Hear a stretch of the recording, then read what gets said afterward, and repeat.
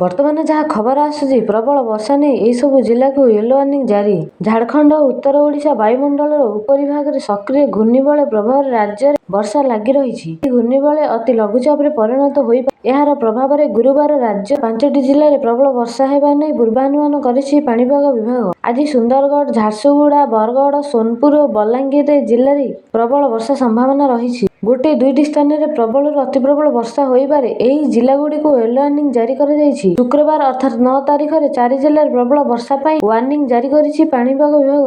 ଏହି ଜିଲ୍ଲାଗୁଡ଼ିକ ହେଲେ ସୁନ୍ଦରଗଡ଼, ଝାରସୁଗୁଡ଼ା, ସମ୍ବଲପୁର ଓ ଦେବଗଡ଼। ଆଉ କିଛି ଅଞ୍ଚଳରେ ସ୍ୱଳ୍ପରୁ ମଧ୍ୟମ ଧରଣର ବର୍ଷା ସମ୍ଭାବନା ରହିଛି। ଲଘୁଚାପ ପ୍ରଭାବରେ ଆସନ୍ତା 11 ତାରିଖ ଯାଏଁ ରାଜ୍ୟରେ ପ୍ରବଳ ବର୍ଷା ହେବ।